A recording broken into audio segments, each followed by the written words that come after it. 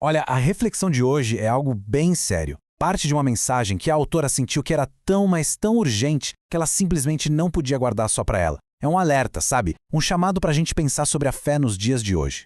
E essa frase já diz tudo, né? Não dá para guardar isso aqui só para mim. Já dá para sentir o peso da coisa. É quase um desabafo, uma necessidade de compartilhar algo que pareceu crucial demais para ficar em segredo. É esse o ponto de partida. Então, bora entender de onde vem esse alerta todo? A raiz disso está numa releitura de uma história da Bíblia que, nossa, muita gente conhece. Só que o jeito que ela é apresentada aqui revela um contraste impressionante entre o passado e o nosso presente. A história está lá em Lucas capítulo 5. É aquela do homem paralítico, sabe? Os amigos dele queriam porque queriam levar o cara até Jesus. Só que a casa estava lotada, não tinha como entrar. E o que eles fizeram? Poxa, foi algo inacreditável. E é exatamente nesse ponto que a coisa fica interessante. A gente vai colocar lado a lado o esforço, a dedicação daquela galera de antigamente com a conveniência, a facilidade que a gente tem hoje para se conectar com o divino.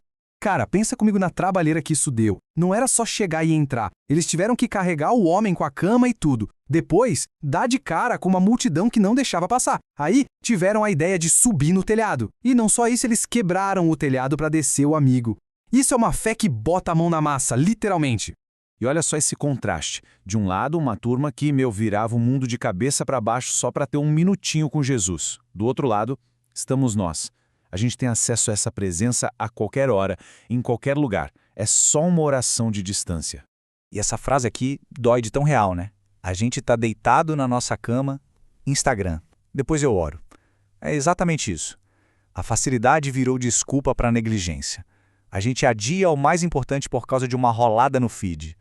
O depois eu oro virou quase um hábito. Então, o resumo da ópera é esse. Uma geração que movia céus e terra, contra a nossa, que, segundo essa análise, muitas vezes nem se dá o trabalho de abrir a boca para clamar. É um choque de realidade, né? Tá, mas por que a gente chegou nesse ponto? A fonte tenta buscar a raiz do problema e usa duas figuras bem conhecidas da Bíblia para mostrar como certas falhas humanas se repetem até hoje. Primeiro, Sara. A história dela é o retrato da nossa impaciência, sabe? Aquela vontade de que as coisas aconteçam no nosso tempo e não no tempo de Deus. Ela tentou dar uma ajudinha pro plano divino e o que aconteceu? Acabou criando mais problema. É uma lição e tanto sobre querer controlar o que não dá para controlar. Depois vem o Jonas. O Jonas, ele é o exemplo clássico de quem foge do próprio propósito. Deus dá uma missão para ele e o que ele faz? Foge para o lado completamente oposto. E essa fuga leva ele direto para onde? Para dentro de um peixe gigante. Ou seja, para mais problema. E aí a análise faz a ponte com o nosso dia a dia. Pensa bem, adiar a oração, ficar horas nas redes sociais, pedir conselho para todo mundo, menos para Deus quando o problema é espiritual, tudo isso é visto como uma forma de fugir, de ser um Jonas moderno. E a gente só vai acumulando mais e mais problemas igualzinho a ele. E agora, a gente chega na parte mais pesada, mais polêmica dessa reflexão. A autora não alivia nem um pouco na hora de dar o veredito dela sobre a nossa geração. A pergunta que fica no ar é essa.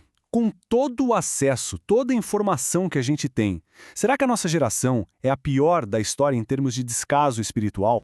E a resposta, segundo a fonte, é um sonoro sim, sem filtro, sem dó. A afirmação é essa: a nossa geração é a pior geração que já existiu. E para a gente ter uma ideia do peso disso, a comparação é feita com a cidade de Nínive, aquela para onde Jonas foi. Uma cidade que era conhecida pela maldade, pela violência.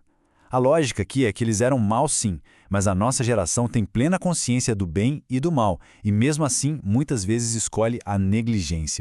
Ok, é uma acusação bem forte, mas como isso se parece no nosso dia a dia? É aqui que a análise finaliza, trazendo essa ideia gigante para dentro da nossa rotina. A gente conhece bem a história de Pedro, né? É muito fácil olhar para trás e julgar o cara por ter negado Jesus 3 vezes antes do galo cantar. A gente pensa, nossa, que fraqueza. Mas a provocação é a seguinte: e a gente? Quantas vezes por dia a gente nega Jesus?